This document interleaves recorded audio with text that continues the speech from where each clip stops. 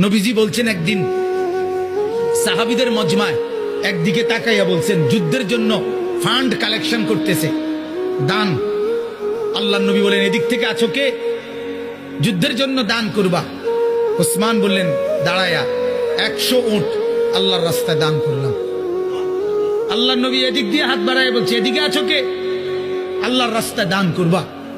ওসমান ওই দিক দিয়ে ঘুরে এসে এনে আইয়া দাঁড়াইয়া কয় 100 উট আল্লাহর রাস্তায় দান করলাম। 200 হইল। মাঝ বরাবর হাত দেখাইয়া নবী বলছে এদিকে কে আছো? আল্লাহর রাস্তায় যুদ্ধের জন্য দান করবা। ওসমান এখানে এসে বলছে আল্লাহর রাস্তায় আরো 100 উট আল্লাহর রাস্তায় দান করলাম। 300 হইল। ভাইয়া 6 বার নবীজি বলছে আর কে আর কে আর কে? 6 বারই ওসমান দাঁড়াইয়া দাঁড়াইয়া বলছে 100 100 100 100 100 100 600। কয়শো? 600 উট।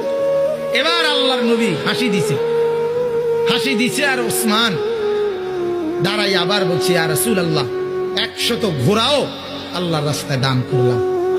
নবীজি খুশিতে চেহারা মুবারক নূরের চেহারা চিকচিক করছে।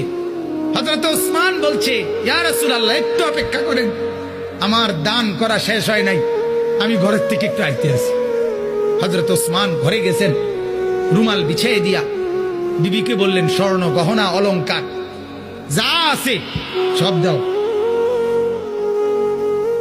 স্ত্রী বললেন কেন?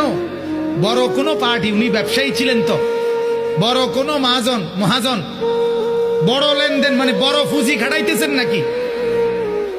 হযরত ওসমান বললেন হ্যাঁ বিবি, আজ আরশে আজিমের মালিকের সাথে পুঁজি খাটাইতেছে। আজকের মহাজন সবচেয়ে বড় মহাজন, আজ জান্নাতের বিনিময়ে পুঁজি খাটাচ্ছি বিবি। হযরত ওসমান সমস্ত গহনা স্বর্ণ রৌপ্য নিয়ে আল্লাহ নবীর সামনে রুমাল খুলে দিছে। হাদিসে আছে আল্লাহ নবী এক হাতে স্বর্ণের টুকরা এক হাতে রৌপ্যের টুকরা হাতে তুলে আল্লাহ নবী তখন বলছেন আল্লাহুম্মা ইন্নী রাযীতু আন উসমান ফারদি আনহু। আল্লাহ আমি জমিনে আমার উসমানের উপরে রাজি হয়ে গেলাম, আপনি আরশে তার উপরে রাজি হয়েছেন। আমি জমিনে রাজি, আপনি আরশে রাজি হন।